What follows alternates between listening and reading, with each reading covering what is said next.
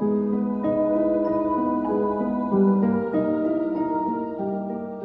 good evening, everybody out there watching us tonight. We are back with another Skookum session, Bigfoot podcast. This is going to be season 5, episode 2. We're going to get a great show for you tonight. We're going to hit some cool topics, some questions people asked. We're going to elaborate them on as much as we can. Try to answer them the way they wanted. Yeah, we got a great group together tonight. We got a couple guys coming on late, Sean Wilson and Justin Decker. But right now, of course, I've got with me my partner on OTT, Mr. Nick Valente. Nick, how's it going, brother? Hey, going good, Jay. Going good. Good. And we have the one and only Mr. Gary Spikes Jr. Junior, how you doing, buddy? Pretty good. How are you guys doing? Good. Can't complain. And our newest addition to the round table, who we are very lucky to have. I couldn't have picked a better guy to represent the state of Virginia, and that's Mr. Daryl Denton, one of my best friends. Daryl, how's it going, buddy? Doing good, guys. Appreciate you having me on, and I appreciate the nice compliment. Hello, everybody. Daryl. Nick. How you doing, buddy? Everything going all right, Daryl? Doing good, man. How about you? Are you still under 6 foot of snow? It's 17 below right now.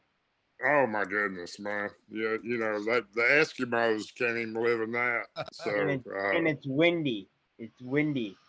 That's 17 good. below without the wind chill. How much snow you got on the ground? Right now I'd say about 8 inches.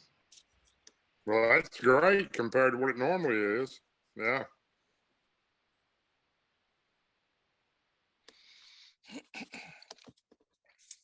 And he froze for a second there. Hey, breaking up.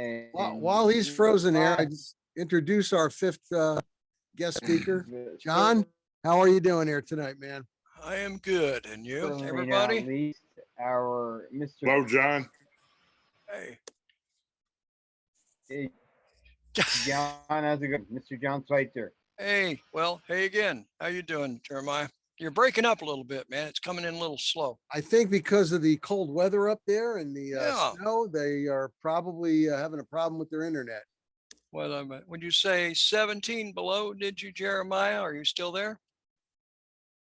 Did you say 17 below right it's now? So cold there. He's frozen right now. That's what he said. He without said the 17 below. Yeah. With just 8 inches of snow, 17 below, that is pretty cold, I mean,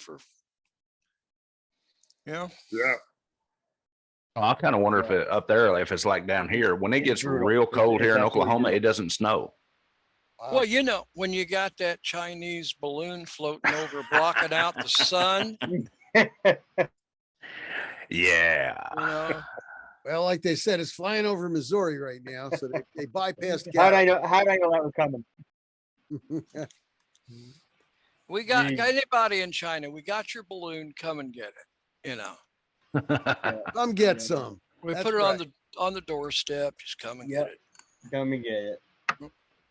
Well, guys, before we get started here, anyone got anything new? Sure. Not here. Ready for action. Still trying to get the people together for this one sighting I heard, but that's still up. And you know how it is, gathering witnesses. Yeah. Oh yeah. Anybody to talk to. I'll have it someday here. Well, good. Well, like I said, we have a couple questions that had a couple members ask. They messaged me, and now they both kind of have to do with well, not the first one, but the second one is all about footprints, and both questions have to do with size of the target species. So, first question asked, how big do Sasquatch actually get? And that's a broad question because We're talking, you know, full-grown males, juvenile males, full-grown females, you know, infants, uh, you know, younger females. But you know, biggest one, you know, I didn't see her. Stacy saw her. The biggest one I have ever heard. Well, no, I shouldn't say that. Nick, let me come back to you in a second here. Stacy's was 10'4", and I didn't see her. Stacy did. And she still swears I screwed up on the measurement, but you know, I don't know. It was it cleared the 10'6" branch by about 2 inches, and we think that's the alpha male of the group. So I hope that helps answer part of the question. I'm guessing he might be a little up there in age. You know, so that's massive. That's massive. Yeah. And the biggest Sasquatch I ever heard of. Nick, you don't mind if I tell the story, do you? Oh, go ahead. Okay, Nick had a Nick was working on a what he thought was a dogman case. I'm not going to mention the area. Calls me up. Said, Jay, he said, I got a case to turn over to you. It's a Sasquatch case. You know, it's not a dogman case. And what was this Sasquatch, Nick, that you measured out? It was slightly over 15 feet tall. Woo. Now, the lady whose house the Sasquatch was abusing, she took pictures in the backyard after hearing it walk away. It turned around. She got the eye shine and features of the face. I went up when I came to her house later on that day, and it was like 1:15 in the morning. I measured on the tree that the eye shine was 15 plus feet off the ground. So 15 feet and some inches to the eye shine. I want to mention that there was another, all right, I won't mention his name because I don't know if I can or not, but Yeah. he's an author, a Sasquatch author, big time. And when he was in Alaska, they had a 15-foot Squatch over there. No. So, you know, we've got two of them now that I know of in my research. Generally, research that I've had out there, 10 to 13 feet, the males. And this one male, when we were there that night, and I handed it over to Jay because, you know, I do the dog man mostly, and I didn't have any kind of firepower like that to protect me from it if it was going to attack us. So I figured give it over to the Sasquatch group. But 15 feet, you gotta, I talked to Jay about it, and what do we say? I mean, possibly 3,000 pounds. 3,000 pounds. Something like that. I mean, That's come on. huge. You better be using a law rocket on that thing. Oh yeah. That's a big 50 boy. cal there. at least, you know, Yeah. but you know, this thing did throw a giant, I don't know whether it was a tree branch or an entire tree at us. And we got out of there because one of my guys injured his knee on it.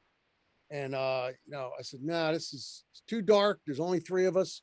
I usually go out with a 7-man team, but 15 plus inches feet tall. I mean, that's big. That's really huge. Huge. Like you said, that had to weigh 3,000 pounds. The indentations of the pictures I took, Yeah. you know, they were going down 3.5 inches. You know, in tough ground. You know, and the things this thing was doing, trees, it was just incredible. Everything. Anything you can think of that Sasquatch does with trees, this thing, them, I shouldn't say this, but they were doing it, you know. And think of the genetics in that bloodline too, you know. If that, I'm guessing that would be the alpha male of the group, just a guess. Oh. You know, think about even a 9-foot Sasquatch is massive. Where was this at? New York State. New York State. Upstate. Yeah. Yeah. And get this lady's front door was 60 feet or so off the main road. She had about 100 by 100 square foot backyard. On her right and left, her closest neighbors were about a football field away. And in the back backyard, her whole backyard was clear. It was Mhm. all cleared down. And there was one tree stump in the back cut to 3 feet. But after that, it was all wooded area. And then there was a red shack off to the right of her backyard, but it wasn't hers. Because we had passed that shack. We were lighting it up.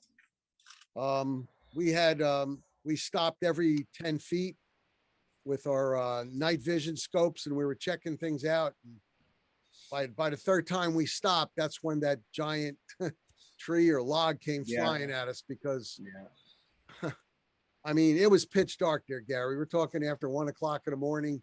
Yeah. And it was a clouded sky, and it was like we couldn't see much. So Well- we had to use infrared, with our scopes.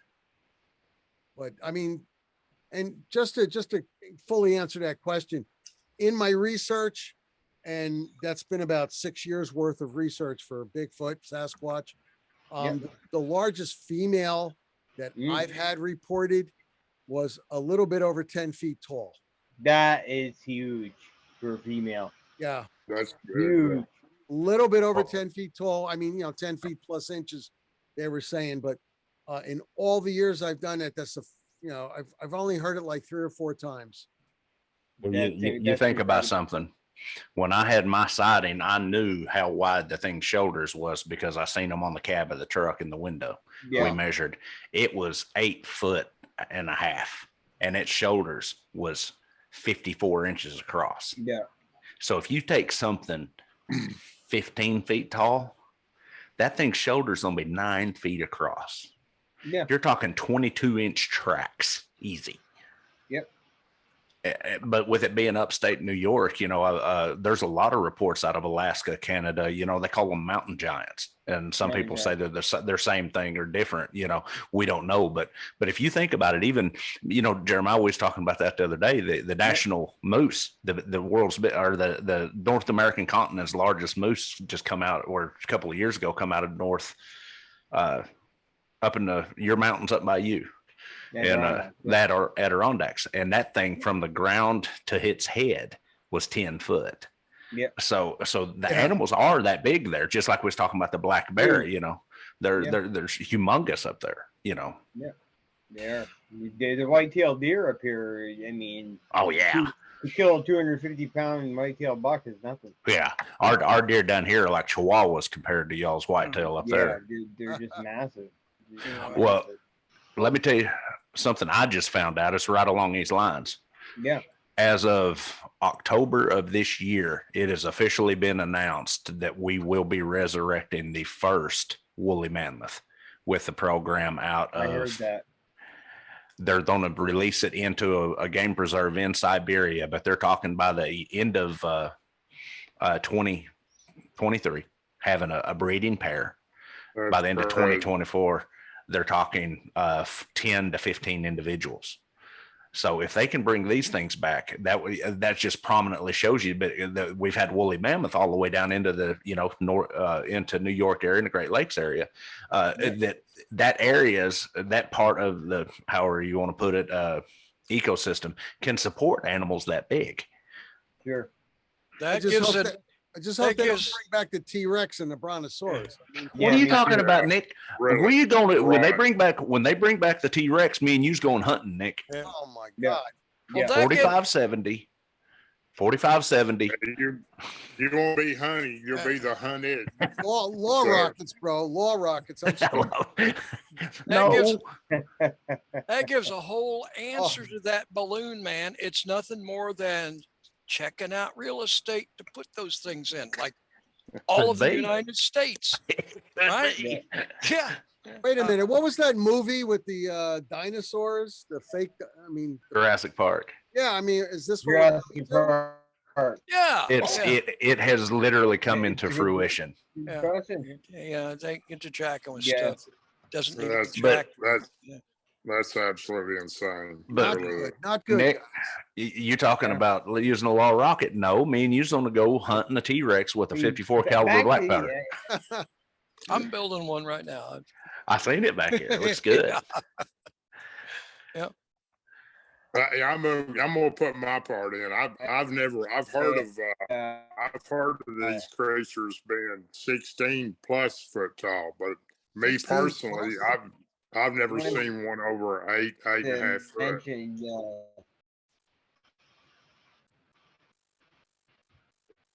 I was lagging so male, much. Daryl? Now 16 foot, Yeah, that, there we that go. brings a whole new meaning to a cryptid. Oh my Yeah. God. Yeah. I mean, guys, come on. I mean, we're figuring the bone density of these things, the shoulder mass, the pure weight, 3,000 plus pounds. I mean, that's, oh Lord, that is something. And I've got a friend in Illinois and a friend in Arkansas that say they've got them that big. You know, that begs the question, where does one hide? Which Very good would mean point. to me that they'd Or- have to be using Right. portals or something to get around. That was my question, the same thing, and I think that's where I've never seen anything any bigger than probably 8.5 foot. Where does an elephant hide? Come on. I mean, they hide. Yeah, absolutely. That's I was just fixing to say. How many times have you been in the woods and walk within 10 feet of a moose or something up north, or a deer, an elephant, a giraffe, and they don't. That's not even a predatory animal. Well, When the you get last- into grizzly bears and stuff like that, they hide even better. the last you- time I was in the woods and an elephant was hiding from me, he was hiding behind a banana tree. And I don't know what the Okay. heck he was doing there. And I yelled at him, "Yo, what are you doing behind that banana tree?" Spooked him. Yeah. But oh my God, that's huge. That is just It's crazy not- huge. I don't really think that it has a lot to do with their foot size, their height. I'm sure they're going to have a larger foot by being that height, but I mean, it's just like people. I know people that wear, 14-inch shoe and they're, 5'9". Yeah. So, I I gotta mean, agree with Daryl. I personally wear a size 14, but I'm also 6'5.5". So, but I Oh, mean, not Yeah. everybody I know that's tall has a big foot. Right. Jeremiah, Yes, sir. you want my input? You've seen Well, my Of son. course. Yeah. All right. How tall do you think my son is? Yeah, I know, you John know, Jr. John Jr. Well, John Jack, Jr. is what, 6'6"? 6'9". Yeah, Ooh, 6'9". that's tall. Okay. He wears Wow. a size 15. Yeah. All right. That's a And big man. yeah. And Yeah, that's real tall. It's very unusually tall. yeah, I mean, Nick mentioned 15 foot, but I don't have a bit of problem about giants. After all, I am from Indiana, and giant stories around here, old Hoosiers, and I mean older than I am, ones that are dead, have talked about giants. My my grandparents from Kentucky talked about boogers living up in the holler. That's how they would say it. Okay. But,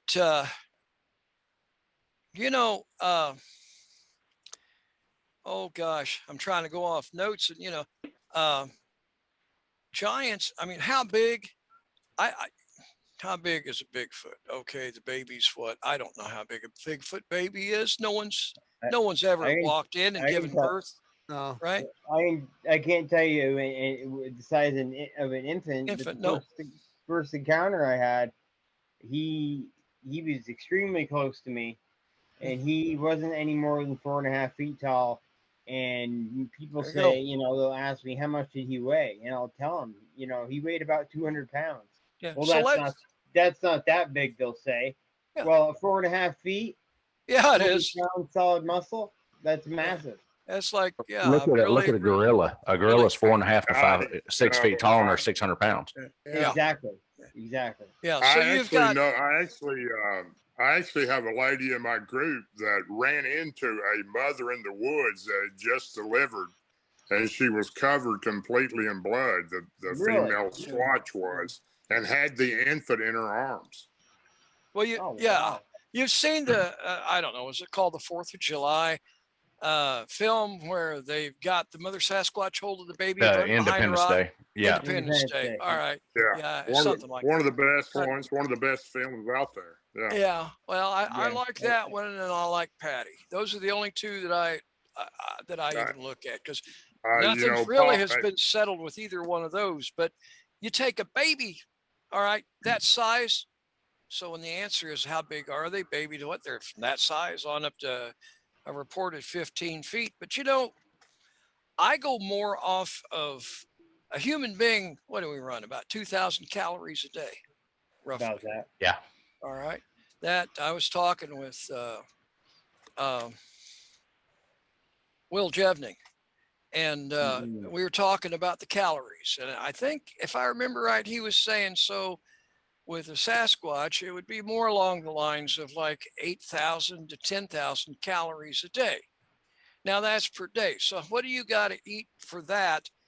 And, if you're on a diet, say some of the early pioneers were on diets, the farm boys, they was big. They were on a diet of, say, milk and meat.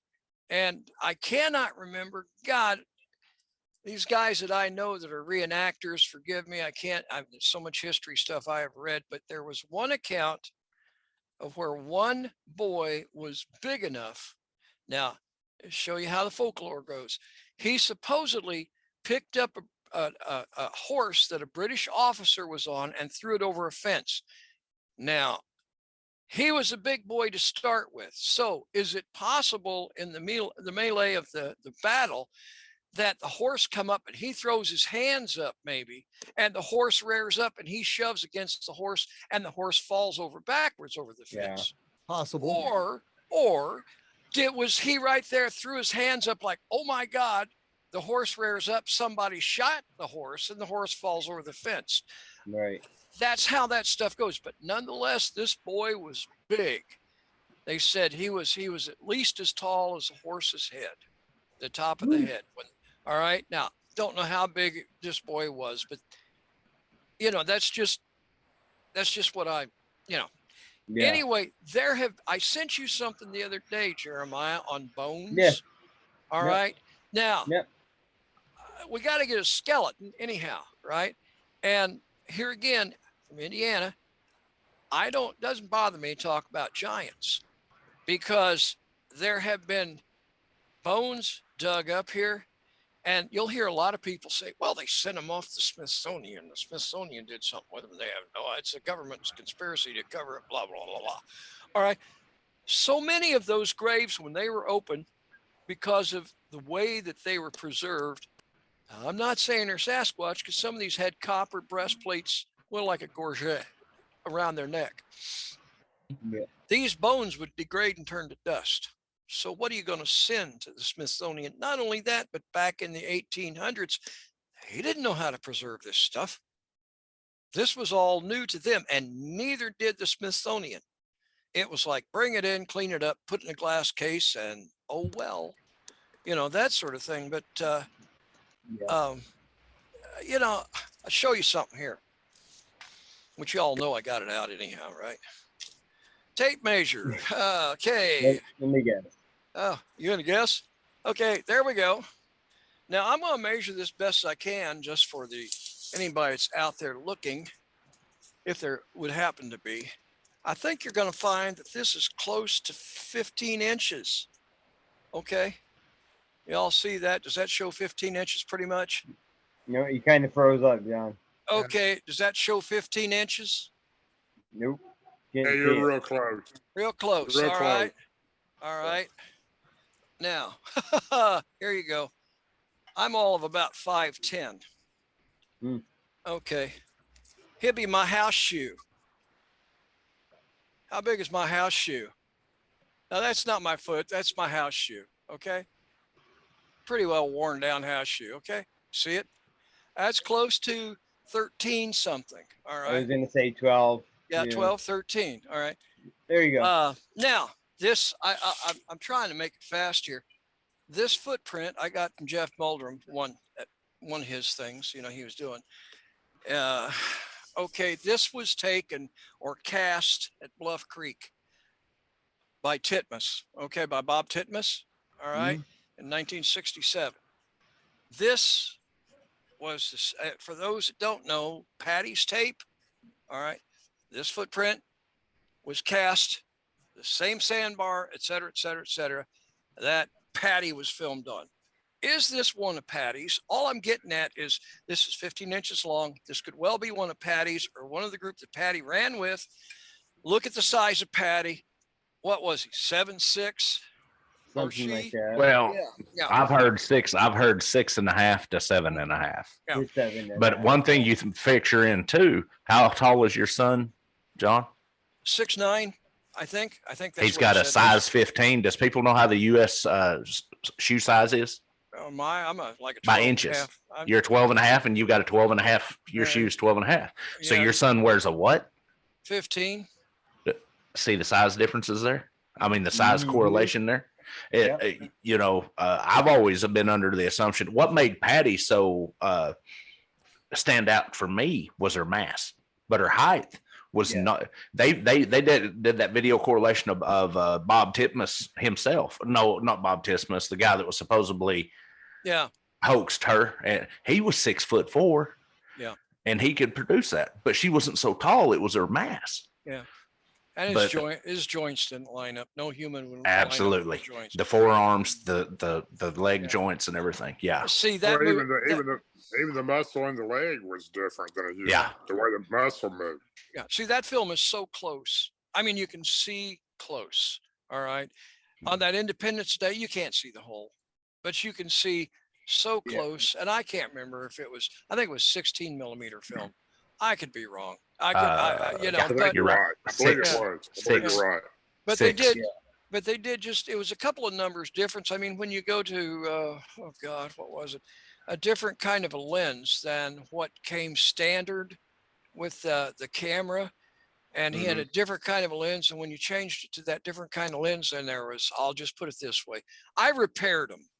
I mean, I've been in movies, but I've repaired them. It's what I did mostly with, I mean, I did a little photography, but nothing, that wasn't my forte. But just a couple of numbers, kind of like triangulation. All right. To be able to figure out the height. And, you know, I'll tell you what, by being in movies, I have seen so many prosthetic devices. I mean, it's like, nope, that doesn't work that way. Here it is 2023 and they haven't been able to do it that well. No. Right. Yeah. So when I see movies or I see film or photos, I don't care what it is. To me, it's just a photo, and it could be faked. It could be a lot of things, you know. It's photos are good for your own notes. You know, take a photo. I've got I prove it. I've showed this photo before, and you know, this is crazy. This is damn crazy. Now, I don't know if you can see it. Again, when I get that glare off of that, if I can you see what that is? It's a tree. There you go. It's a tree. Yep. Shadow of a tree with a hole in it. Yeah. Okay. All right. Now. All right. That's a photo. Now, it wasn't. Oh, heck no, it wasn't. If you look real close, that's a rock. And the shadow of the tree comes to the edge of the rock. Then it comes up and over the rock and out. And the sun was on this side, and it cast a shadow behind the rock of the rock. All right. So photographs are, I had to get that. Well, I'll tell you what, I was looking up and down that creek for that damn tree. I bet I was looking for a half hour trying to find a tree with a hole in it like that, thinking it was a knot or something like that. And it's like, what is going on? Then I saw the doggone hole moving, and I'm like, oh, now this is crazy. But that's all it was, you know. So photos are photos, and they're good for your own notes. And I've got a bunch of them like that, but that's beside the point. Anyway, I'm trying to gracefully get out of me jabbering. No, you're good. Who mentioned the 10-foot female a minute ago? Nick? In research.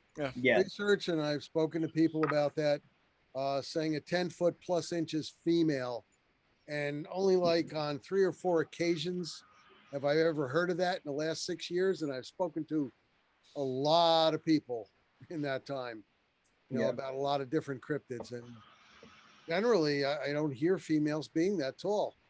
Yeah. The one I saw in the swamp, she was big she was massive for a female, and she, the water came up right below her knees, and from the water line up, it was about 7.5 feet. So she was pushing a little bit over 8 feet, and that's gigantic for a female. So I can imagine 10 feet. I look at it this way, though, and I've said this a million times. In nature, you have your anomalies. Yes. I mean, look at the NBA basketball players or anybody. You got that one fellow from China. He's like 8'2". Yeah. I mean, you have an anomaly. That's all. Yeah. And the person can be 8 feet with a 15-inch foot, or they could have like a 13-inch foot. I mean, it all depends. I've had friends in grammar school who had size 11 foot in 7th grade, and the guy was only like 5'6". So it's like it really doesn't correlate all the time, not 100% anyway. Right, and that kind of brings us to our second question. They wanted to know, does the foot size go along with the size of the target species? Yeah. What's the biggest print that each of us have ever seen? Yeah. Who wants to lead off on that one, Daryl? I don't think it does. I don't think the foot size. I mean, of course, you can have a 14-foot Squatch and not have a large foot, but I don't think it determines the size. Personally, I don't. I have seen a 22-inch track, and that's the biggest track I've ever seen. And I don't know what size that was. I never witnessed that creature, but it was 22 inches, and a little over 22. We measured it, and that's the biggest track I've ever seen. Biggest one I've ever seen is maybe a little more than 8 foot. And the female I've seen numerous times was probably not 8 foot. Wasn't even 8 foot, I wouldn't think. Yeah. But I don't think that, going back to the original question, no, I don't think foot size has anything to do with the size. Yeah, I agree. That, 10-footer Stacey saw, we would see he was like leaves a lot of those tracks, and he pushes a 19-inch track, at 10'4", and like you,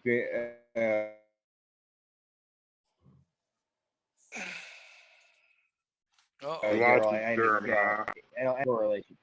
What's that? We lost you there for a minute. Oh, I was saying about the 10-footer Stacey saw, he leaves about a 19-inch track. Okay. And so, in my opinion, I think there can be a correlation between foot size and size of the Sasquatch, but I don't think there always is.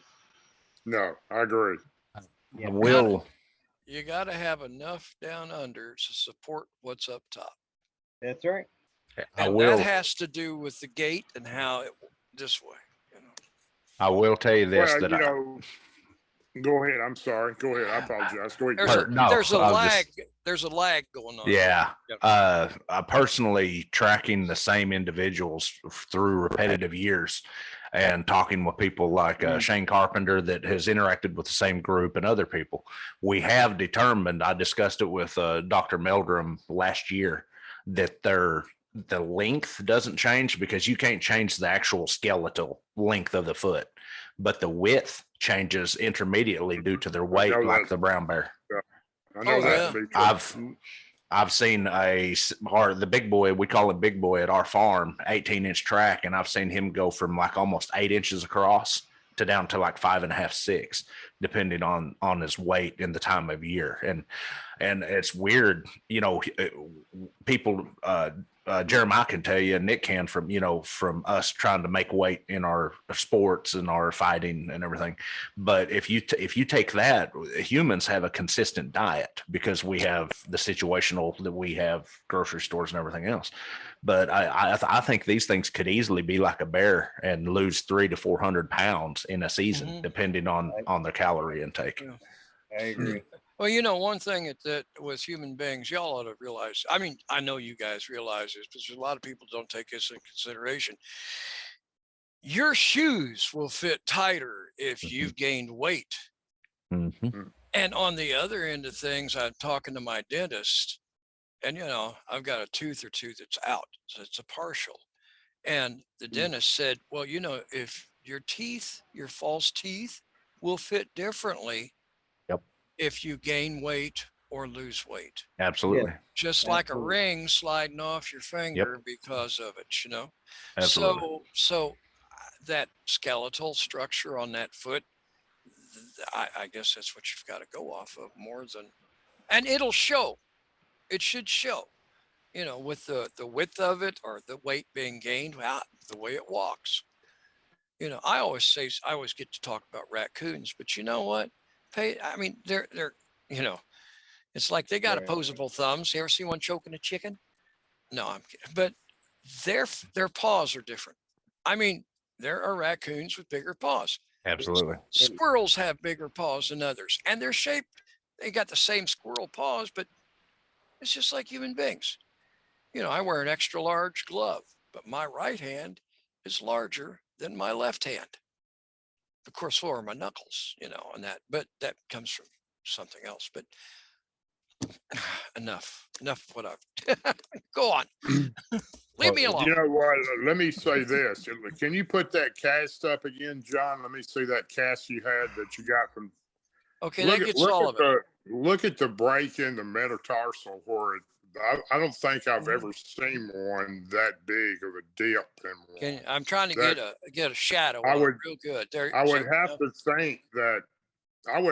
think with that large of, nowhere near a flat-footed creature by any means, but that big a dip, I would find it hard to believe that creature doesn't have some type of ailment wrong with it to begin with. I don't know. To make that large of a dip like that. Yeah. I've never seen one like that. I've seen it in partial, in certain substrates, but I've never seen it that consistent, in a consistent track way. You know what I'm saying? I've never seen it. This could have been what hit first, and then actually this right here is the weight rolling forward. And what you see is two positions of weight at two different spots, but they're all in one track. Does that make sense? I understand what you're saying. It could also have been a much dense soil on one end of it also compared to the other. Well, but I've never seen one quite like that before. I was told, and I believe it was by Jeff Muldrum, that it was either in the discussion or it was listening to a discussion on a YouTube. The sand that's in that area has a different kind of a structure to it. Okay. It clings together. That makes a big difference. All right. So it clings together a little bit differently than a sand on a beach, which is mostly silicon. This would be more volcanic. So it has a structure on a molecular scale that would be more like absolutely volcanic glass or something like that. So it's going to hold together like playing jacks with a ball. Nobody knows what playing jacks is anymore. But it hangs together. Well, in theory, then you would probably get a better track from that area than you would in other areas. So, consequently, you end up with something like this. Yeah. It's funny that you bring that up because Bob Titmus, the one that took those casts, said that cast of there, I think they took 8. Correct me if I'm wrong, John. I think it was like 8 of them, and that cast there was the best of the best. And he said because it was in a damper area where he took that, and. Well, he wasn't there. He wasn't there the day that Patterson and Gimlin were there. I mean, he went back later. days You went later, back and later, they, yes, they were Gary. still Yeah. there. They were still there. Absolutely. So that gives a, you know, the structure of that sand holding Absolutely. together. You know, even through wet, it was on in a And, creek. and I'm so glad you mentioned that, John, because I think we're all trackers here. I mean, I know John is and Jeremiah does, and Daryl, we've talked a little bit too, and Nick, 10 he's, years. but that makes such a big difference with these tracks. And that makes such a big difference in gathering the evidence is that substrate. And it drives me nuts when people gather a cast, but they don't think about looking for the rest of. I'm like, where's the rest of them? Look They're how like, what do you deep- mean? Yeah, look how deep that wolf track is. Absolutely. That was a See big that? boy. That was a 200-pound plus wolf. Yeah, and that's my Absolutely. fist, my large, extra large fist hand right next to it there. So, But you know, something that y'all mentioned earlier, I wanted to bring back Yeah, up. We was yeah, talking this about the way. size. A 1,000-pound brown bear documented will go in between 5,000 calories a day in midsummer to fall to over 20,000 calories a day. Now, that's because of preparing for hibernation. Now, something we're not for sure, but under speculation, everybody has said that these things don't hibernate. So they would have a more, what's the word I'm looking for? Consistent diet. And if that's the case, a 1,500-pound black bear is keeping himself consistent on the low side of 5,000 calories. Well, that's not much more calories than what we use. The human body, we can survive. In the military, they taught us, Nick, they taught us both, you know, an MRE, it has 3,000 calories, and that will support the human body for 3 days. You can support yourself consistently on 1,000 to 1,500 calories a day consistently. Jeremiah, when we used to make weight, we'd consume 1,000 calories a day all the time. So in saying that, everybody thinks that these animals are such big eaters. They might not be as big eaters as we think they are. Depending on how much exertion they're going through, they might only need 4,000 or 5,000 calories a day. Yeah, but even at 4,000 or 5,000 calories, a lot of the research shows that they're eating vegetation. Absolutely, good And point. I mean, how much of this vegetation are they consuming? They're going to have to supplement that heavily with Absolutely deer meat or some other kind of animal meat. But in saying that, now, John, I want you to tell one story you told me years ago. Tell them about the corn. oh, Yeah. shoot. You remember that now, don't you? Yeah. Here, this is You're always talking- intriguing. You're talking about the corn that was pulled from the ground. Absolutely. And Absolutely. okay, corn stalk, edge of the field, 2 rows in, pulled from the ground, no footprints around it. Absolutely. Go out in the woods down a trail, and there's lays bent up, played with corn stalk with about 3 or 4 bites through the green corn, you know, not shucked back, but through it like a horse had bit into it. That's the story, right? You're talking about. Absolutely. That's exactly what I was talking about. In saying that, Nick, there's corn. Yeah, there's corn. Nick, this is where me and you got into the other day a while back. It's been about a year.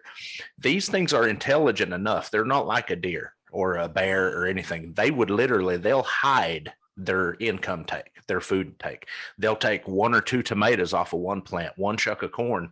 That I've heard many a stories. And MK Davis got down in the Texas, Northeast Texas, the one that crawled over the fence. These things would hide that. But like Nick said, they would have to substitute something with protein. They have to have a certain amount of protein.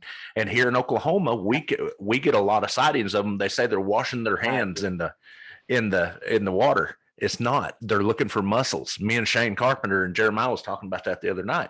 They can, if you think as a survivalist, which that's my forte, which you wouldn't see it if you looked at me, but I teach wilderness survival for 25 years. And that's how I have found 90% of my evidence is what would I do in this situation? And it never fails. Every time I do that, I find evidence of what they're doing because they are the number one survivalist on this planet with an intelligence level that we have. You talk about the calories, or let's say diet for a second. All right. Now this could, I'm going to use myself as an example. This could be my age, and that could be one reason why it's not working for me. But for me, in the morning, I'll drink like an Ensure. All right. It's not greater. Yeah. So today it was an Ensure, and then for any kind of meal, My wife fixed fries and a burger. I had a burger tonight, but my meal during the day was a couple slices of turkey and some lettuce, and that was pretty much it. And drinking green tea now, and I'm not able to lose. I'm sitting here at I used to be around 270 or 80 pounds. I'm sitting here at 209, and it's the worst time I've ever had trying to lose 9 freaking pounds. All right, so if and I'm not getting out running the woods. So if they've got to keep, if these things exist, they've got to have a caloric intake. Absolutely. And look at, I mean, they're like marathon runners burning calories. All right. During the day, just foraging. Yeah. Okay. Yeah. I don't know if that applies to anything here, but it just Actually, it does specifically in a survival situation. You want to, in every animal, they would rather eat carrion as go pull down a deer because it's an instinctual thing. The less calorie exhaling that they have for intake. You don't want to burn energy.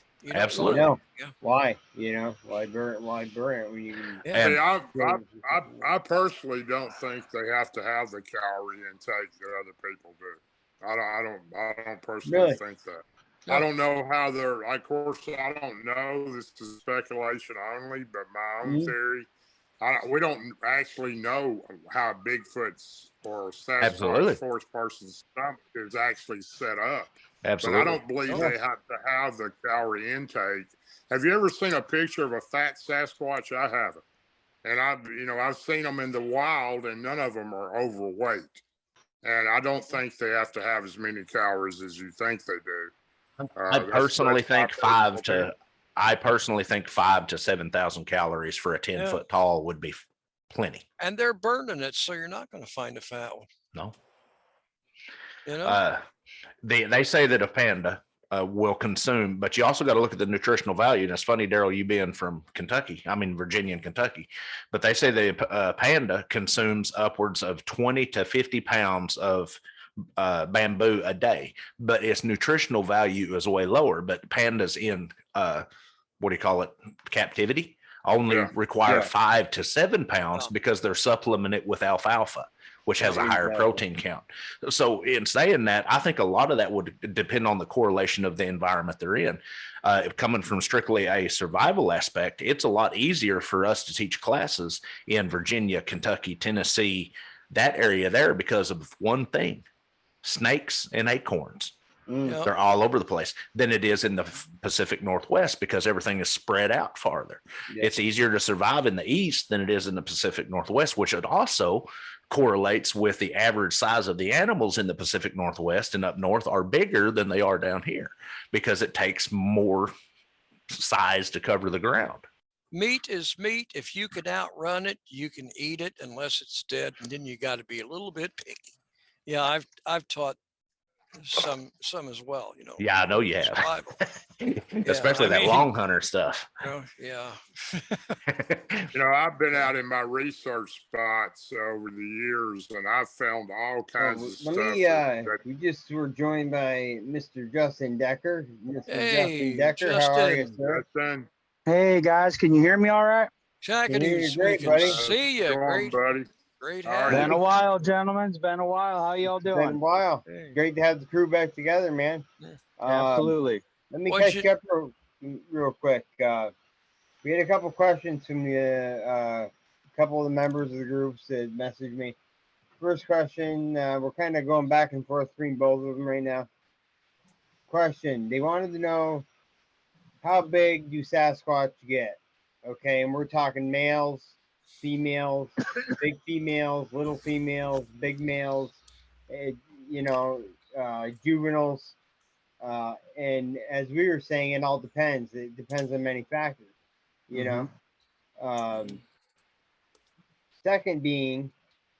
Second question, does the foot size go along with the size of the creature? And what is the biggest print we have each ever seen? So to the first question, Justin, what are your thoughts on that? Well, like you guys said, man, it all depends on your environmental factors, your genetics. I mean, it's varied just like humans are, right? Yeah. I'm barely topping 5'6" over here, you know, but I got Yep. this kid that works for me who's 16 and he's pushing like 6'4". Wow. You know what I mean? So it's Yeah. all genetics. It's where you at. If we're talking biology, a lot of it has to do with your food consumption, what your caloric values are for where you're at. It's Yes. probably what Gary was talking about when I jumped in. You know, your food sources can change all that. It's Yeah. just stress levels in your environment. If you're in a more stressful environment, that can affect on size. Sure. Competition, right? So how many other individuals are in the area? You know, I mean, there's so many things that can factor into that when we're talking biology. You know what I mean? Productive habitat. Yep. You know, especially if you know, when you think about a female carrying a baby, an infant in its belly, or you know, whatever you want to call it, it's gonna get a hell of a lot bigger while she's pregnant, and then she's gonna shed all that weight, a lot of weight, once she has that baby. So that's another factor to consider, you know. Yeah. I know one of the things that I learned up on, I guess you'd say, was the fact of these things probably weigh more than what we give them credit for. Absolutely. I was just by talking the about size, that. right? I forget who it was. There's a podcaster, might have been Vic Condiff, who frequently reminded people that there's a law out there that says when you double the size, you quadruple the weight. I forget exactly what it's called, inverse square law or something like that. Oh yeah. But when you double the size of something, you quadruple the weight factor, right? So if you got me built like me, I'm 5'6" and say 260, you know, and you get a Sasquatch that maybe is built exactly like me, and he's, you know, 11 foot tall. Well, he's not going to be double my weight. He's not going to be 520. You know what I'm saying? He's going to be 1,000 pounds. So that's another thing to look at when we're looking at the size estimates of these guys and how biology works. That's a big factor. A lot of people don't realize. They talk about how these things can be so big. How is it possible they're 1,000 pounds, leaving these huge, deep impressions in hard ground? Well, we're still thinking human terms, and we got to stop doing that. Right. Exactly. Well, we were just talking about a few minutes ago. You know, Nick put me on a case years ago. It was supposed to be a Dogman case, but they soon realized it was a Sasquatch case. So he turned it over to me, and they had evidence that this thing was 15 feet tall. And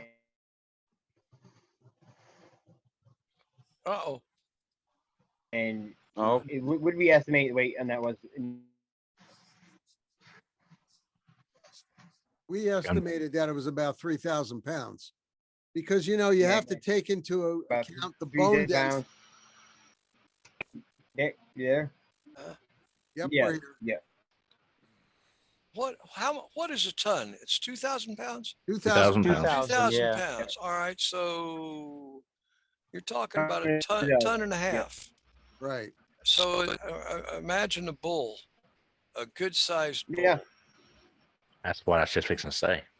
Okay. Well, a good sized bull will be 6 foot at the withers, but lengthwise he can be 12 feet long if you stood him upright. Be a good comparison. And the biggest thing that's always got me, you take a big bull like that with a hoof this big, a hard hoof, and when he doesn't want to, he can be hard to track. Now you take something with the intelligence like what Daryl was talking about earlier, that with a padded foot, they easily be able to move throughout the woods and you wouldn't notice them. Oh yeah, easily. Yeah, and not hear them. Yeah, especially depending on the texture of the ground. You know, absolutely. If you're in soft pine, another thing. Go ahead, Jeremiah. I'm sorry. No, go ahead, Daryl. That's all I had to say. I don't know how many times that I've actually been in my area, or even in the snow area, that when it snowed here, and it's very strange. And I'm not trying to change the subject here, but I only find one track. Yeah, there's only one track, and I don't know how you get one track, and there's in the middle of nowhere. in the middle of nowhere. That baffles me too. Or Daryl, I got one for you. You track the same individual for 3/4 of a mile, and he is so fresh you can still see the dew dripping off of the grass as he goes through the field, and he goes in the middle of an open field, and the tracks just disappear. Yeah. Just two tracks sitting. It's like he came to a stop like this and just gone. But I didn't have good enough substrate to see if he had, tried to jump, but literally in the middle of an open field and just stop. And for somebody like me, that just blows my mind. So I'm circling and circling and circling, and I can't find nothing. I'm the same way. I've done it. I've found it in snow like that. Yeah. How do you explain that? I mean, they get wings. Do they grow wings? Does a UFO?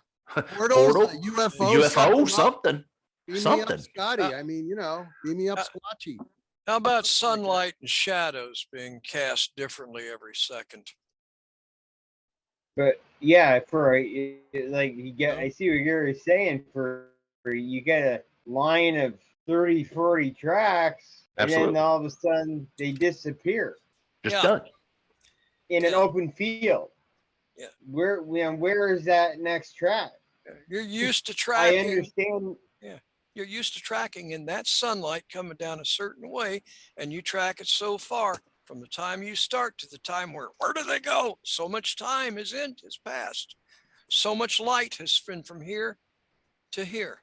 And they may be there, but I would agree older. to disagree. Yeah, I would agree with you. But if you're talking 6 inches of snow, and like in my condition, my position, I was 15 minutes behind this thing. I knew because the light texture and stuff would not make that big of a difference there. You're talking physical incrustation on a snowpack, and then it just disappear. And then if you're like me, I do a 10-meter loop. I mean, a 10 foot, a 30 foot, and then a 10-meter loop, and I see nothing. So I'm covering enough distance that if he would have jumped, unless he jumped into trees. Now that's one factor that I've just started doing here lately is starting to look in the trees. Yeah. Because Justin actually talked to me about that, being from Amazon, about the snakes, but maybe he went into a tree, but once again, you cannot justify, because I'm a pretty damn good tracker. I can literally say I'm a professional tracker and a proficient one at that.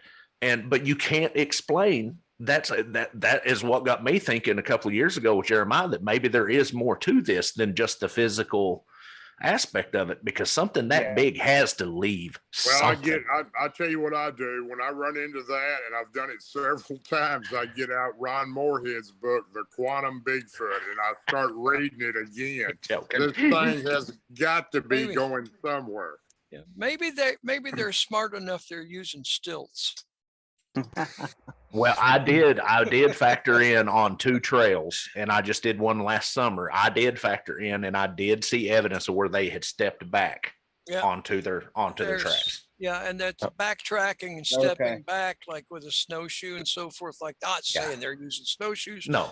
But you can backtrack in your own tracks, and then you can sidestep in a spot where, like in a creek.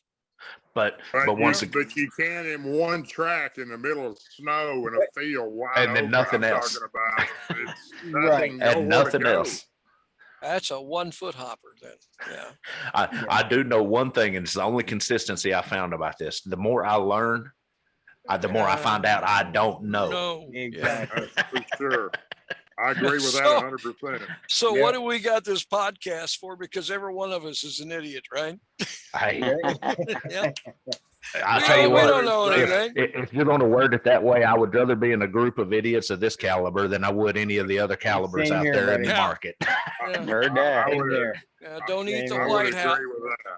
Don't eat the White House. It's full of nuts, So I do know you're talking about the size, and Justin, you can really attest to this, especially being raised up where you was raised up, because in the Amazon basin there are some massive animals, and Oh, yeah. they can be within 10 feet of you and you not see it. Well, even in South Texas and Oklahoma and parts of Southern Illinois, and I know Virginia and I know Kentucky and Tennessee, you can stay. I can literally, I've done it with too many people I've taken in the woods and I'm crippled up. I step 10 feet into the woods, sidestep 5 feet, duck down. They don't know where I'm at. Yeah. And I'm crippled and I don't have the skill set that these things have. You know, it would be like me trying to get in a fist fight with Jeremiah or Nick. They're both in good physical shape and they both have a severe amount of talent. Well, yeah, I've got talent too, but I just can't compete with them physically. Well, in that same sense, these things generational, where we mess with our phones and everything and we have a certain set knowledge, they have a knowledge of the woods and they have the genetic and the physical attributes to coexist with it. There's no way we're going to be able to track these guys. Then you add in the metaphysical factor. Yeah.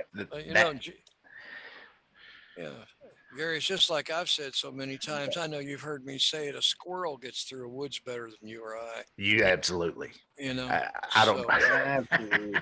I have spent many a day hunting squirrel and take my dog this track. I never get nothing. I take my dog and he looks in the same tree and points and barks at one. And I'm like, what are you seeing? And then it comes running around the tree. And I'm like, I just looked in that tree, you know. we could have a heck of a snowstorm here, any place. How long? And you know that, and 3 days later, the squirrel crawls out of a tree, right? And you or I crawl in that tree 3 or 4 days later. It'd be spring before they started smelling us. I mean, Yeah. Yeah. Good factor you brought up about the calorie intake. I heard one of the most unique stories, reports last week when I was talking to a fellow out in North Texas.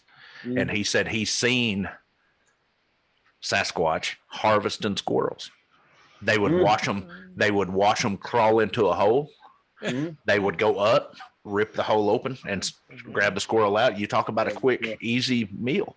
You know, you never think about that. Raccoons, possums. what was the guy's name? Sisters. Yule Gibbons. Yeah, Yule Gibbons, right? Many parts of this pine tree are edible, like this squirrel, Absolutely. for instance, right? Absolutely. Yeah. Absolutely.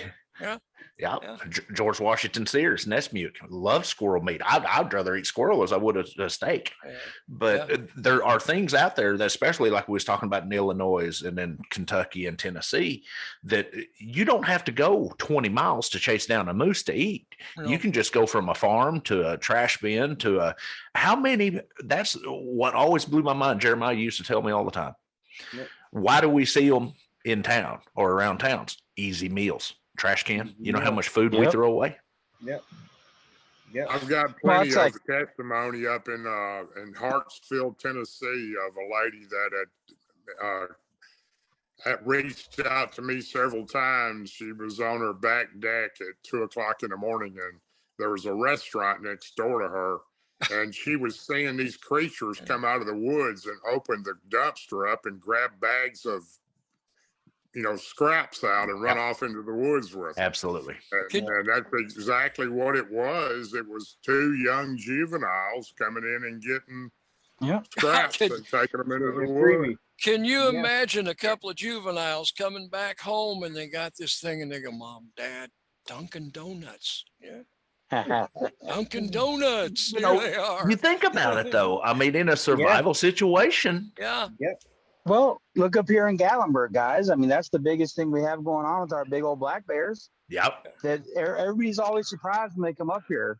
The bears here don't hibernate. Right. Because like they in North don't Carolina. need to, because Good they point. got plenty of food. There's no Good point point. to it. Here's, We've got big 400 or 500 pound black bears running around, and all they're feeding on is garbage. Jeremiah, black Yeah. bears. Where's the biggest black bears? Come on. North Carolina. Carolina. How big is the biggest one shot? 880. That's a And- big black bear. That's a And, big old bear, yeah. and the weather's different there than it is up where you're at now. Absolutely. Oh, it's Justin, Habitat. where are you at right now? Where you live? Gatlinburg, Tennessee. You're in Oh, Tennessee. sorry. Okay. Yep, I'm in Gatlinburg. I'll look you up when we get down to Gatlinburg. There's some Heck big, yeah. big I'll bears do in that. Tennessee too. Yeah. And they can skirt the town of Gatlinburg. Oh, they're all through the town. They don't even skirt Yeah. the town, man. They come through it. And that was something that my sister-in-law lives in St. Paul. All right. And last year she sent pictures of these tracks. What is this? She's right down in St. Paul. I mean, my wife said that the closest doggone creek was like 15 miles, but there's an airport nearby. All right. Anyway, she shows these pictures, and it's bear going along the house. She goes, I don't understand it. They ended at the fence. I said, look on the other side of the fence. Sure enough, boom, it was a black bear. And they're coming through town, St. Paul. You go online, man, you'll find videos of them just walking down Main Street, Gatlinburg, with all the people and cars and lights around. In saying that 880-pound black bear, he's probably only taking about 4,000 calories a day. Yeah. And he's 800 pounds. We don't even know what the target species metabolism is like. It might be slower than ours. Or their digestive system. We don't even know their digestive system. I think it's totally different. It gets down to we don't know anything about them. Yeah, that's what it amounts to. And this is pure speculation and a hypothesis that we've got going here. So the area that I researched for so many years, and I actually befriended and gifted this family for about nearly 3 years, I found all kinds of area where they were eating bark. They were chewing on the bark, certain types of barks of trees, and they were eating it. And of course, we all know they love grubs. They'll tear a tree apart and eat those. And they're mostly in the summertime because the grubs will bury into the tree in the winter, and they'll get in and get those out in the winter too. So they have a lot of different things to eat that we don't remind ourselves for because we don't eat it. So, absolutely. Gary, if I remember right, grubs taste a little bit like almonds, don't they? They sure do. Hey, listen, it depends on the grub. Yeah. And where they're located and what they've been eating them. Some of the grubs that we had down in the jungle, man, they don't taste like no almonds. I tell you what. Well, once again, it depends on what kind of wood. If they're in rotten wood, you don't want to eat them because they'll have bacteria and mold inside them. You want them in a good dry wood. Yeah. But it's funny. Species even. Absolutely. It's funny you said that, Daryl, about we don't know the intellect of these things. I was literally teaching a seminar and I seen where something 13 foot up had peeled the willow bark off of the back of a tree. And I was joking around about it. I told the class that I was giving, I said, hey, Sasquatch had a headache. And they're like, what do you mean by a headache? And I said, he's peeling willow bark. I said, that's one of the oldest aspirins and scraping the back of it. How many times have you heard of Sasquatch down here in the South pulling cattails and eating the shoots? That's one of the easiest ways to get rid of dysentery. That bark could have been a pileated woodpecker too. Good point, John. Yeah, could have been. They'll peel one all the way around. One thing that they really liked in the area I was in, they would wear out some ginseng. Oh yeah, the stimulus. They would dig it out and eat it. It'd be ginseng, just pieces left of it where they'd eat the root. The stimulus. Yeah, I would believe it. Oh yeah. What do you call Sasquatch catnip? Yeah. You know, when you talk about that, it kind of reminded me of ginseng being disappearing and so forth. I don't know. This all of a sudden it just hit me, and it was like a conspiracy thing. You want to start a conspiracy? Okay, there you could do it with the ginseng. Oh, that's Bigfoot. But I was talking to a fellow today, and I'll say it real fast. I'm not trying to get off on a thing. You want to start a conspiracy? All of these forest fires are the government covering up where Bigfoot is, and they're trying to euthanize him. There's a conspiracy for you. Let's see if anybody takes that. You hear it coming back, but that's just, Anyway, the ginseng being gone, it'd be Bigfoot, right? Yeah. We'll tell you something that was interesting at our place. We have had activity for 25 years that I know of. Mm-hmm. They put in a grow house on the north side of our property. My grandfather, a few years back, sold 10 acres and they put in some grow houses. As soon as they came in, no activity. Really? Yeah. Well, how far was it from the house, the residence? you know, 100 yards. and the lot it was from on. from our house where we had a lot of the activity to where the fence to where the grow houses are is less than 100 yards. Okay. Where I had all of my activity, John, you know where I recorded that audio that you heard that you like so well, that big crazy ball was less than 200 yards from the backside of that property. Okay. And that 10-acre. Wow. They put in a steel fence around that 10-acre property, and they're gone. I don't know if it was the fence, if it was a marijuana or what. Did they? Yeah. They're moving on down the road. No. Was it an electric fence? No, it's a sheet metal fence. Now, one thing that I'm thinking, that whole property was covered in trees, and they dozed all them trees out. So maybe pushing the trees. Yeah. Pave paradise and put up a parking lot. I was like, I always joke with my dad about it. And I'm like, you figured they'd want to come in, hop the fence and get them a bud or two to get them feeling good. Yeah. Well, hippie Sasquatch. Yeah. But it did us. These guys, I could dig it. These guys tend to be sensitive to all kinds of changes in their environment. Yeah. You know what I mean? So, and then this is why, like, I really, I don't believe they're any type of human or Indian, but they react and they operate just like the Indians, like I lived with. And it's the same thing. If they had something too strange happen on their territory, they were gone. They just ghosted, and you never see them on there again. They just move on. Yeah. You know, and then report after report, I've heard of these guys. Not every clan, but a lot of them, they do the same thing. Yeah. Too much interference, too much disruption to their normal lives, their normal sequences. So they just ghost. They go to another part of their territory. Yeah, that could be disruption habitat, or even they may even look at that as spiritual. Not saying a Sasquatch would, but you know, something as simple as spiritual because of what they felt was creator or God or whatever. Well, and I have a good story with that. I've had many occurrences or people reaching out to me though in my area now, where they also became angry because their area was torn up. Sure. Yeah. Oh yeah. Yeah, makes sense. That's what I'm saying. It depends. It depends on the clan and how they're operating. You know, it's funny you say that, Daryl. We built a fence on the backside of that property, and Jeremiah's got the pictures.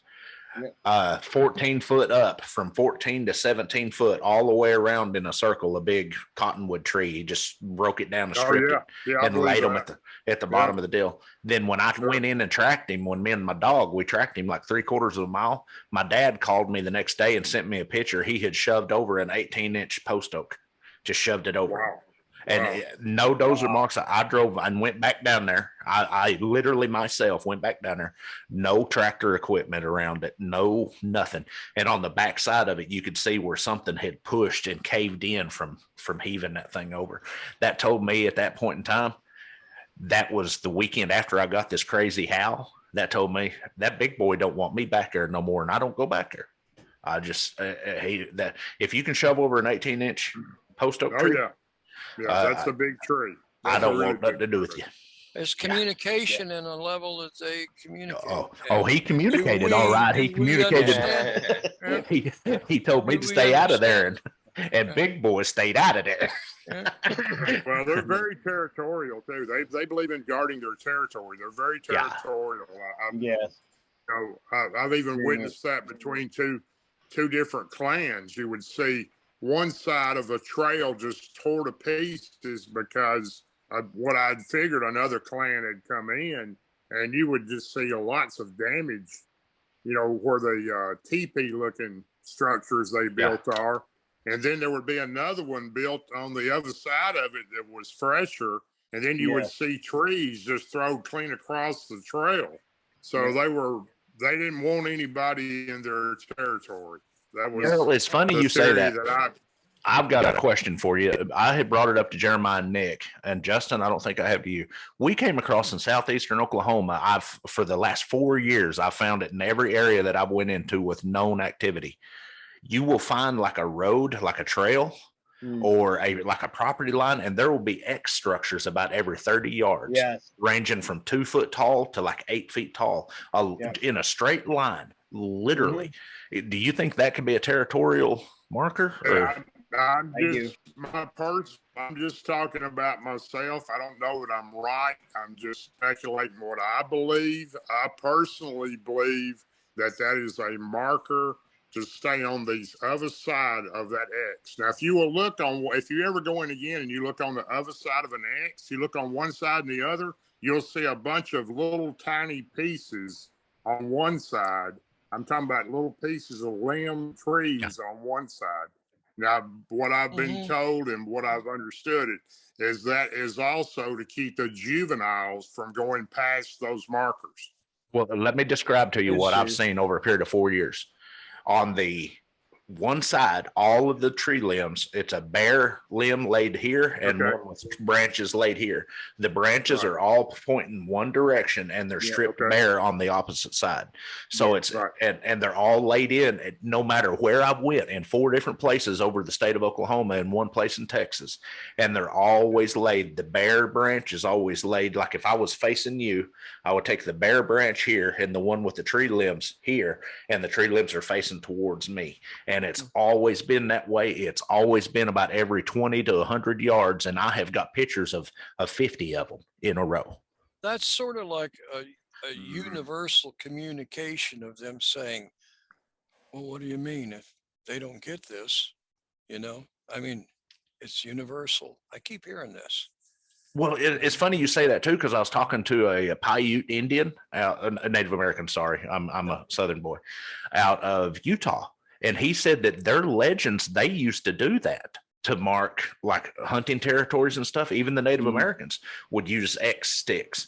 And then they would also break something over and point it towards a water hole. So I wonder if it's not like a universal. Or the thing of not grafting a tree, but taking a limb and bending over and taking it up. Yep. Yeah. I've seen that. Yeah. There's also trees that do that. Yeah. I'm sorry, you're not going to have 50 X's on the same road at the same time. And I went back the next year and there's new ones put in. That's either man-made or it's Sasquatch. I'm sorry. I don't ask you a question. Were all of them live or dead trees they pulled out? Mixture. Like sometimes it would be live saplings that they peeled out and put up. I think a lot of that's just depending on when they put them in. It looked like a maintained fence is what it looked like to me. Literally, you could shoot it. And it's so funny anymore. When I find one of those X structures, I can tell within 20 minutes because I stand right in front of it and I look down, and you can always, if you can't see another one, then it's just a random, limbs falling. Yeah, but if you see another one within 20, 30 yards or 100 yards, you go find another one and you go find another one. Yeah.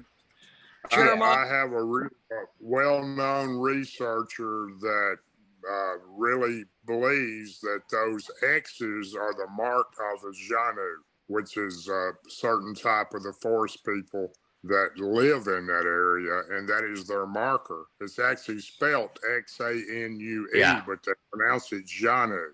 Well, I won't say their name on here, but we're probably talking about the same person. Yeah.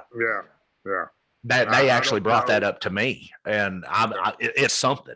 It is something. I know it's some of the researchers I talk to that say they have an understanding of the communication styles, that the upright X like that is exactly like we're saying. It's a stay out. This is our territory. You're not welcome here. It's not even just a territory thing. It's literally like, this is our safe zone. Like we don't want intruders in here. Like if you're over here, we ain't going to mess with you. But these X's are kind of like delineating, this is our safe zone. We don't want anybody in here. Well, I will tell you this, me and 4 other investigators that trip, we found that on the ridge. We stepped down below the ridge on the backside. Is the only time in my life I ever found definable juvenile tracks. Wow.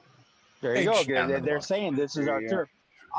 Vice versa to that, I was told that if the X markers are laying down, so instead of being upright, they're more down on the ground. Yeah. That's actually kind of a welcoming sign saying this is a safe place for you. You can come in here without us messing with you.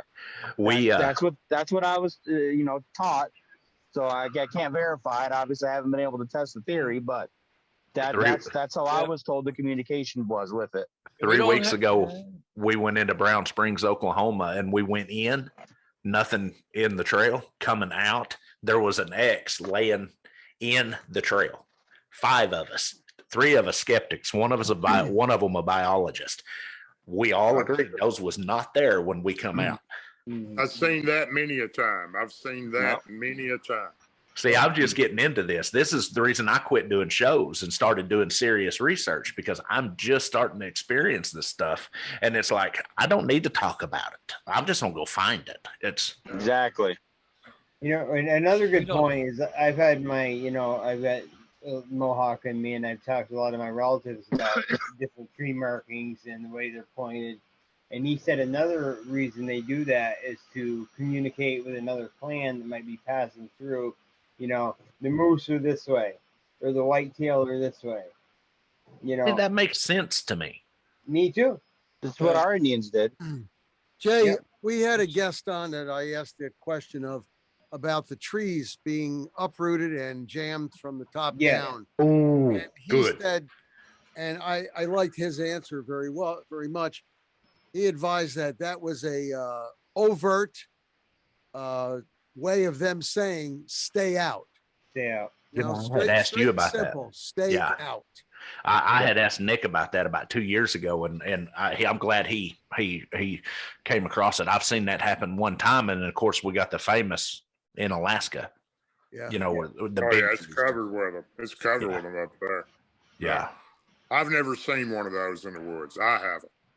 That investigation they put me on, they one of them turned one upside down. It had to have been 12 inches diameter. Jammed it back in the ground and tied the roots in a knot. Well, Jeremiah, to think about Nate Rudd and his experience up there on the mountain when that tree got shoved, and then they found the other one that was turned upside down and stuck back in the hole. Yep.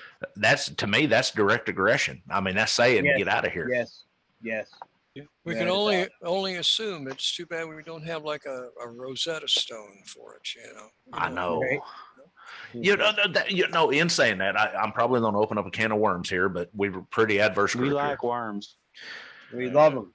We have so many, Daryl's kind of, I'm kind of more, Jeremiah's known me for years, and so is Nick and Justin. I'm kind of on the fence, but you're more, I take it that you're more open to the fact of extraordinary situations, and Nick is too, where I'm more of the biological type. But if we have these people that are directly in communication with these beings, I'll call them that, or the target species, why can't we have them ask, and we could have multiple people ask and then compare the notations and do it like a scientific experiment and see if they coordinate? Because Daryl, some of the stuff you're saying is coordinating with stuff that I've heard, and we're in 4 different states. And Jeremiah and Nick and John, all of us have been working on that for a while. But it seems like every time I ask somebody that question, they start telling me what I heard somebody else talking about on a podcast 6 months ago. Yeah. It's like there's no, it's all muddled together now. Right. I would love to find somebody that has direct communication with, if you wanted to call them the Shondu. And message me, Gary. Okay. I have actually probably talked to the individual, Daryl, that you're talking about, and I've had long conversations with them, and they have legitimate experiences.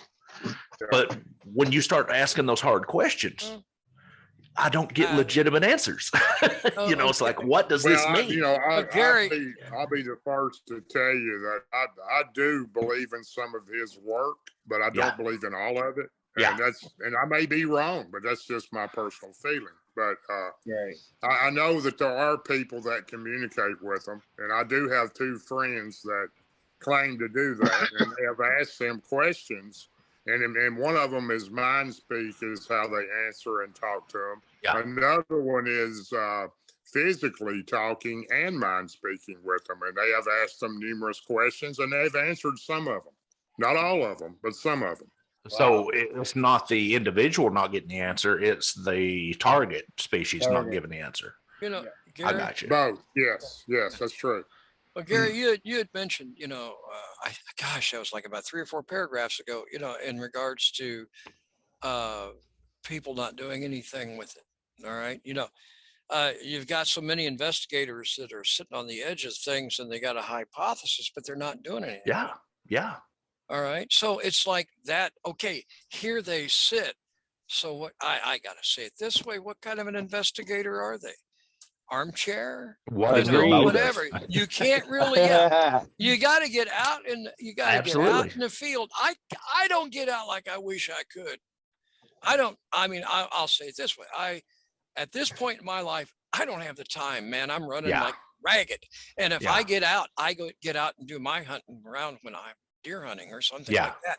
I'm looking out straight. I'm looking down. I'm looking up around. I'm Absolutely. looking at the creek. But you know, you've got to get out and you've got to do this. Yeah. But you've got so many people, like I say, sitting on the fringes with this hypothesis. And you know what a hypothesis is. I mean, it's like, you know, it's an explanation based on limited evidence, you know, and a place to start from.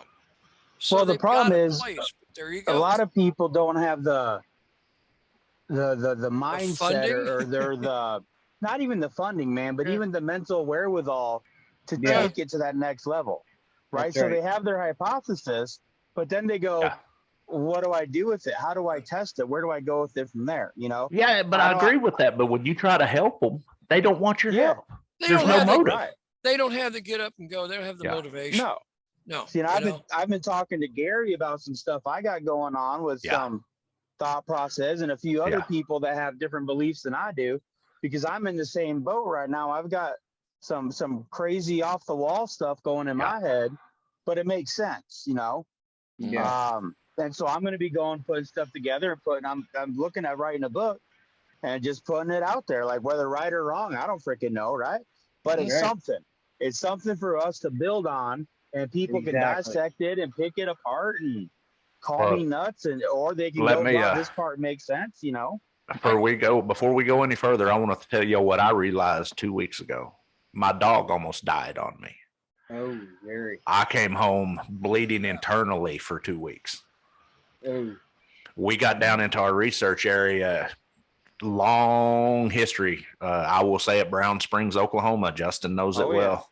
Oh, yeah. And we had Geiger counters, ELF meters, EMF meters, and satellite drone overhead flying around. We had literally had microwave levels of radiation moving and blasted at us from different areas. My Wow. dog was going nuts. He was growling at things during the day. We was getting all kinds of vocals at night and stuff, but my dog was just going downhill, going downhill, going downhill. I truly believe that whatever was there was not attacking me, him. was attacking my dog, because Yeah. I literally had to bring my dog home And he because doesn't rattle easy.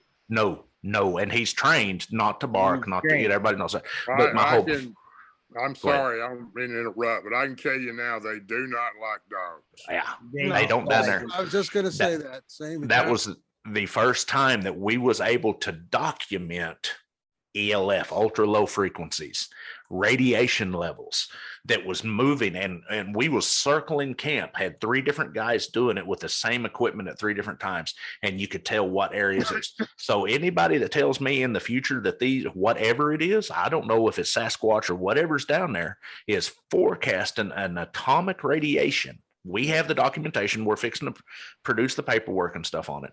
And ELF, ultra low frequencies, which is infrasound.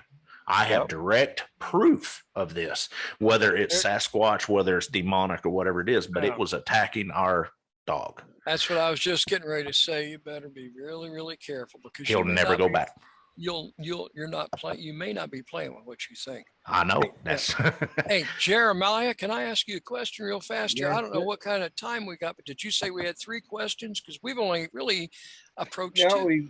we've covered 2, and I want to pick back up next week. And the second one is, No. along with our new questions. Because I think we could talk all night about this. But go ahead, This John. is fun. Ask away, brother. Oh, yeah. No, that was it. I wanted to find out if we had an extra time for that extra question. Because it No, could go on. unfortunately, gentlemen, these are the kind of shows we need to do.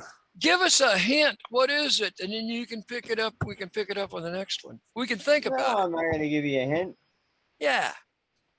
What? Come Well, on. the second question was the biggest footprints, right? Yeah, That was the that was the second biggest question. footprints we've ever seen personally. Yes. All right. So the And third question. is there a correlation between size of the foot and size of the Sasquatch? Uh-huh. So Well, it's Well, just like John said, the you have next- to have a good foundation Yeah. for up and above, you know. Well, Jeremiah, how Exactly. big's your foot? me, Yeah, I wear an 11. there you go. I'm 10 and a half. You're a lot taller than I am. Yeah, but Justin, we brought up a good point. John had the cast of allegedly Patty, and we measured it. We measured it, and then we turned around and we know the size of his son. His son is 6'8". Yeah. 6'8", 6'9", right. 6'8", 6'9" with a 15-inch track. So that right there correlates to me that as just like they say using the camera, that she was anywhere from 6.5 to 7.5 feet tall. Yeah. I believe it directly correlates myself because bone structure is bone structure.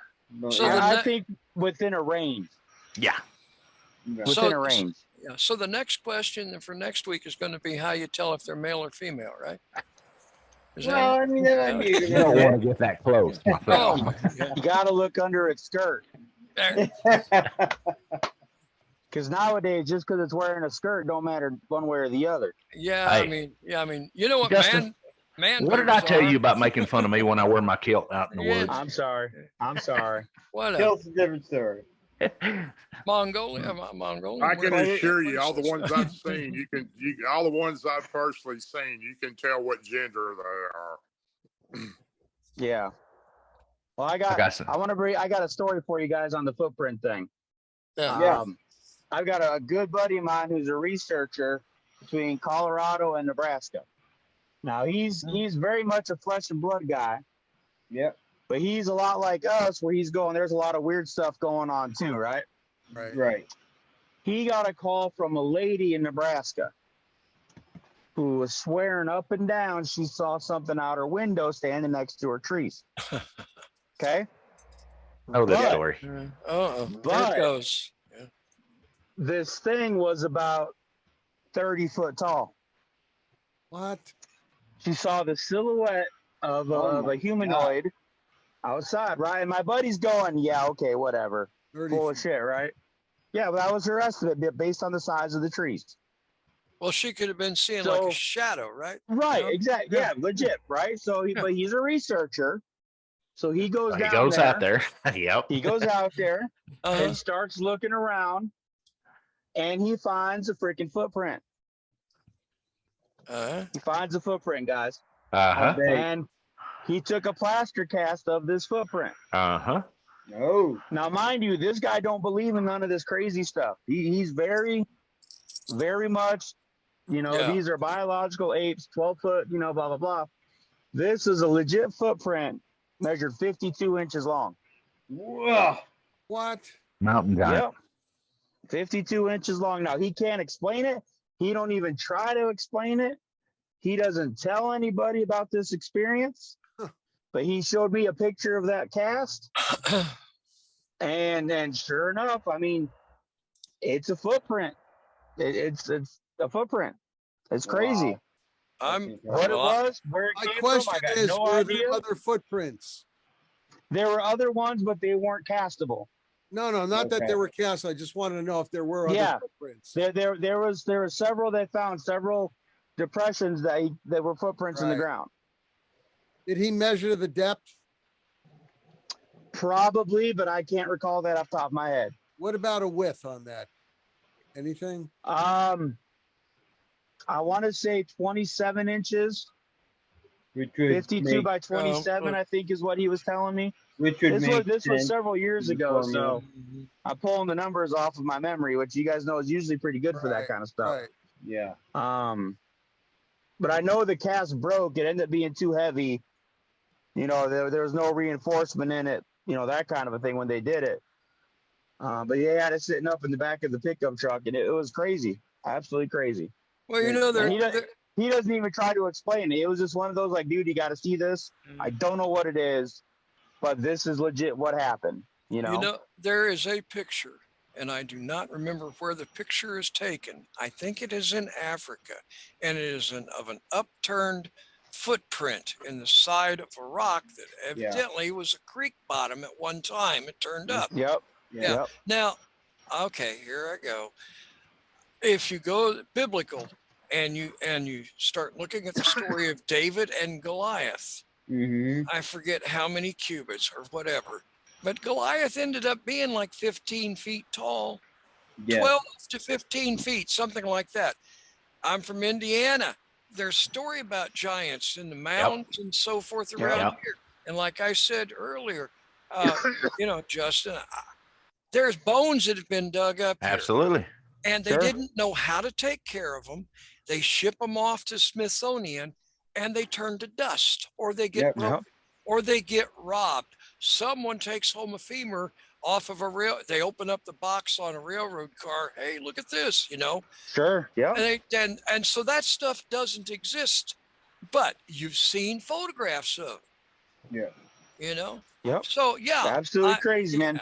And we're talking Nebraska. I mean, it's not like it's mountainous. I mean, western Nebraska starts the highlands out that way, heading into the Rockies a little bit. But it's flatland, man. There ain't no place for this thing to go hide. Well, you know, if you're that big, it doesn't take you that long. When you go, I'm going to run down. Well, to the that's store, true. You know, that's true. Yep. Running down to the store could be New York from Chicago. You know, and man, it's one of those things where if I didn't know this guy personally, like I've talked to this guy face to face, not even just through Facebook. You know what I mean? Like I've hung out with this guy. I know him. I know what he's about. And if he hadn't had the footprint, the casting, I thought he was pulling my leg. You know what I mean? But between who the guy is and with the video, the picture of the foot cast, I can't tell him he's crazy. No. I learned a long time ago after my first encounter that if somebody told me like I said before, there was a T-Rex walking around New York City, that I wouldn't say I don't doubt it. Yeah. Surprising.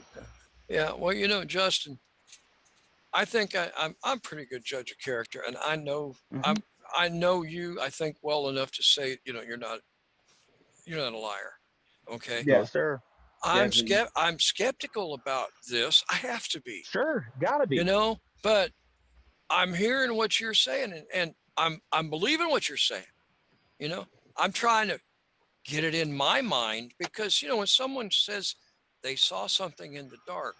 Did you repeat that part, please? You're right now. Which part? No. The believing. The believing. Yeah. I'm trying to get it in my mind, because when somebody does see something at Just night. bust your chops, John. Yeah. Wait till I get a hold of you. No. When somebody sees something at night, all too many times light does play and you got shadows. Absolutely. But when you've got a track, that's where I'm trying to get it in my mind. Yeah, now, exactly. I believe what you're saying, Justin. Don't think I'm not. No. You know. Well, did he take a picture with it? Did he take a picture? Yeah, I've seen the picture of the cast. Okay. So I will tell you this: if it's the same if it's the same one that I seen about 2 weeks ago, it's either the best fabrication I've ever seen. It's not just random impression in the ground. It looks like something off of Jurassic Park. I doubt it. I doubt it's the same one, because, like I said, this guy didn't tell nobody. Okay, he didn't. It's not the same one. Then this was straight up something he sent to me a few years back in Colorado. No, he was in Nebraska when he got it. Okay, I was going to say the one coming out of Colorado is still. It's either the best fabrication. I'll have to find it online. Rocky Mountain Sasquatch is the one that put it out. Oh, sure, yeah. Yeah, you still got that. You still got that footprint though. That was right there. I swear, I say Africa or someplace like that. Yeah, in the side of a cliff. Yeah, but it was South America. South America. South America. Yeah. Yeah. Well, you know, let's run up from South America to Nebraska. It'll be there in a couple hours. You know, that's a heck of a track. Or it's a heck of a story, man. But that's what you guys know. That's what I do, man. I collect the stories and analyze the data off of that. That's just something I got filed away, man. I'd love to see that away because I don't know what to do with it. I'd love to see that photo. Don't put it I- on YouTube, but I'd love to see No, that no. photo. I'll see if Yeah. I can find it somewhere. Oh man, I that'd mean, be 3 great. years ago for me, you guys know my life. That was a whole lifetime ago. Yeah. You know, so I'd have to Yeah. see if I can pull it out. Yeah, Well, you've had I will tell you this. You've had 5 or 6 beard styles. I will tell you this. I would Right. not be going too far out on the ledge here to say that just about everybody in this group believes in Sasquatch, Yes. right? Yes. I hope How so. can we would be hypocrites if we believed in one and didn't have an open mind about the other? Mhm. Yeah. True. I Very agree. true. Very true. Very true. That's right. Yeah, you A gotta lot, have like it. a lot of time in my research, I tell guys it's not about belief. Yeah. It's just about information. Yeah. Yep. You know, it's not whether I believe it or not that matters. You're telling me what you believe. And that's what I got to go with. Whether I believe it or not, it doesn't even matter. That's a moot Right. point. Yeah. I take the information and see if it clicks with what I believe. If it Yeah. does, then good. If Gotta it follow your doesn't, data. you know, But I've got gentlemen, this. we are running out of time here. We're running out of film and time, right, Jay? I hate Oh, to do no. this to you. Yeah. But anyway, we're gonna pick this back up next week. See if we can get Sean on here and add We'll him. give you question number 3 next week. Yep, question number 3 next week, and we'll see if we can top tonight. It's a good show tonight, gentlemen. And anyone got any shout outs you want to throw out there? I know I'll just say you can reach if you have any questions. If you want to, you want to ask a question, you can message any of these guys, message me, put it on our pages, whatever, and we'll do our best to tackle them and answer them correctly for you. Or what we think is correct. I had to Yeah. rephrase myself. We try. We tried. But gentlemen, that was great. Everyone out there, thank you for listening. We will be back next week with episode 3, season 5 of the Skookum Session Bigfoot podcast. Gentlemen, Good night. Good have night. an excellent Good evening. Good night, night, Nick, guys. Jeremiah, John. Night, See you Daryl. guys. Good night.